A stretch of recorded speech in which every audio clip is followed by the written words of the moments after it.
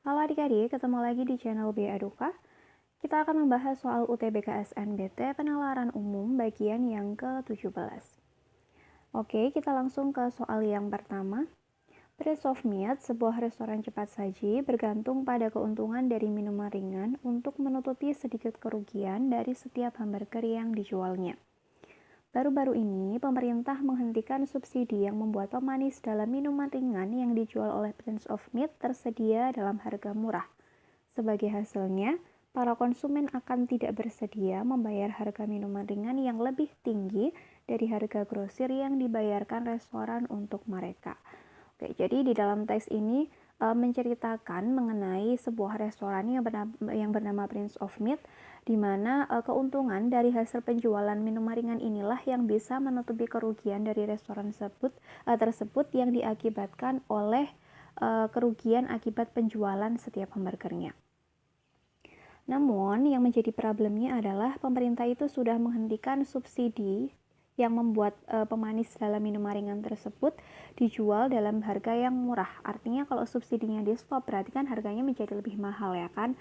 Dan dengan adanya keadaan ini, maka itu bisa diprediksi bahwa konsumen itu tidak lagi bersedia membayar harga minuman tersebut lebih mahal dari biasanya.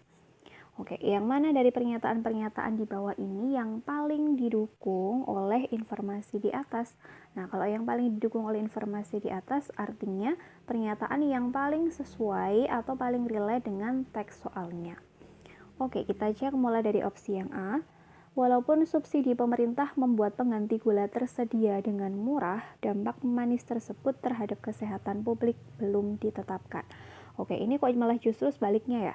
Walaupun subsidi pemerintah membuat pengganti gula tersebut harga murah. Nah, berarti di sini tidak ada pernyataan yang mengatakan bahwa pemanis buatan tersebut itu dihentikan. Maksudnya subsidinya itu dihentikan. Kemudian dampak pemanis tersebut terhadap kesehatan publik belum ditetapkan. Nah, di dalam teksnya juga tidak dibahas mengenai dampaknya dari pemanis tersebut terhadap publik itu seperti apa. Maka yang A ini kurang tepat. Lalu kita cek yang B.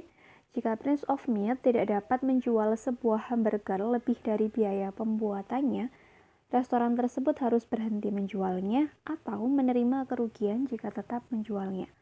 Nah, ini bisa ya, karena memang tadi yang bisa menutupi kerugian dari penjualan setiap hamburger itu kan dari minuman ringannya. Nah, kalau sekarang harga minuman ringannya juga ikutan naik, maka konsekuensinya Prince of Meat itu bisa tetap menjualnya, tetapi dia itu bisa menerima kerugian. Atau kalau tidak mau menerima kerugian, ya berarti dia harus berhenti untuk menjual hamburger tersebut. Oke, ini bisa kita keep dulu yang B. Lalu yang C, para pelanggan tidak pernah membeli hamburger tanpa membeli minuman ringan juga. Nah, ini tadi di dalam teksnya nggak dibahas secara detail ya, apakah setiap pelanggan itu kalau membeli hamburger itu selalu membeli minuman ringan juga, atau bisa jadi dia itu hanya membeli minumannya saja tanpa membeli hamburgernya. Maka kita tidak bisa memastikan bahwa yang opsi C ini pasti benar. Kemudian yang D, para pelanggan akan tetap membayar harga yang sama untuk hamburger jika Prince of Meat membeli daging dengan kualitas yang lebih rendah. Jadi, keuntungan dapat dibuat dari penjualan hamburger. Nah, padahal tadi sudah jelas-jelas dikatakan ya bahwa hamburger inilah yang membuat adanya kerugian. Semisal menggunakan daging dengan kualitas yang lebih rendah. Nah, kira-kira kalau kita sebagai konsumennya gimana? Tentu tidak mau ya membeli barang dengan kualitas yang lebih rendah, tapi harganya ya sama seperti yang sebelumnya. Nah, ini kan sebenarnya hanya triknya dari Prince of Meat-nya saja. Mungkin itu bisa menguntungkan bagi pihaknya mereka, tapi tentu itu bukan menjadi sisi yang baik bagi pembelinya. Jadi sebenarnya yang D ini juga kurang didukung. Lalu yang E, walaupun penjualan minuman ringan untuk anak-anak biasanya sangat besar, saat ini penjualan tersebut menurun. Nah, memang tadi prediksinya di dalam teks, karena akibat berhentinya subsidi pemanis buatan tadi, itu bisa menyebabkan kenaikan harga dari minuman ringan. Tetapi, apakah benar bahwa konsumen dari minuman ringan tersebut adalah anak-anak, atau anak-anak itu menjadi sasaran utamanya? Nah, ini tadi tidak dibahas secara detail di dalam teksnya. maka yang E ini tidak lebih tepat dibandingkan sama yang B. Nah, berarti kita memilih opsi yang B sebagai jawabannya. Oke, kita lanjut ke soal yang nomor 2. Mahasiswa Fakultas Kedokteran di Middlesex University baru-baru ini membentuk serikat untuk bernegosiasi dengan bagian administrasi universitas mengenai asuransi kesehatan. Karena mahasiswa Fakultas Hukum juga tidak diberikan asuransi kesehatan dan karena semua kelompok kampus diizinkan untuk membentuk serikat, para mahasiswa Fakultas Hukum Middlesex seharusnya juga membentuk serikat untuk menegosiasikan tentang asuransi kesehatan.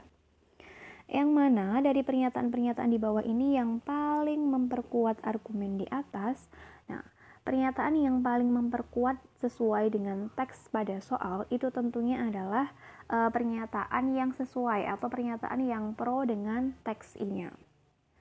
Oke, sekarang kita cek mulai dari opsi yang A. Terdapat sebuah klinik yang dioperasikan oleh universitas di kampus Middlesex yang merawat para mahasiswa tanpa dipungut biaya. Nah, kalau memang benar di dalam universitas tersebut itu sudah ada klinik yang dioperasikan, harusnya mereka tidak perlu bernegosiasi dengan bagian administrasi kampus gitu. Maka yang A ini kurang tepat. Lalu yang B, pembentukan serikat efektif bagi kelompok-kelompok mahasiswa untuk menegosiasikan manfaat-manfaat seperti layanan kesehatan. Nah, ini bisa jadi ya, karena memang adanya pembentukan serikat tadi memang efektif untuk menegosiasikan beberapa manfaat layanan, maka mahasiswa dari Fakultas Kedokteran dan juga Hukum tadi mereka bernegosiasi kepada bagian administrasi. Maka ini yang B ini kita keep dulu. Lalu yang C, asuransi kesehatan yang disediakan universitas-universitas untuk para kelompok mahasiswa kadang tidak mencakup kunjungan ke psikiater atau dokter gigi. Oke, di sini ada kata universitas-universitas, berarti maknanya jamak ya, lebih dari satu.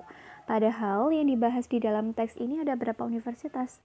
Cuma ada satu, yaitu Middlesex University. Maka yang C ini juga kurang tepat.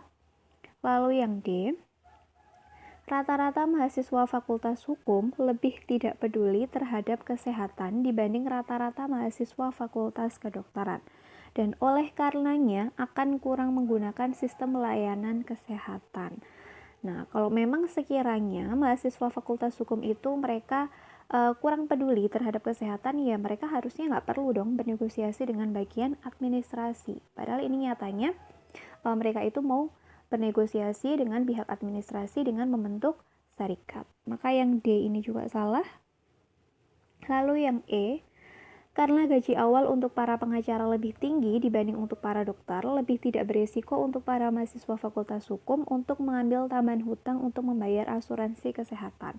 Nah, di dalam teks tidak disinggung ya mengenai berapa gaji dari seorang pengacara, berapa gaji dari seorang dokter, itu tidak dibahas di dalam teksnya. Maka ini kurang relate dengan isi teksnya. Berarti yang E ini salah, maka jawaban yang paling tepat itu adalah opsi yang B. Oke, demikian tadi pembahasan soal UTBK penalaran umum. Semoga penjelasan yang kakak berikan bisa dipahami dengan baik oleh adik-adik. Sukses buat kalian semua, sampai ketemu di video yang selanjutnya.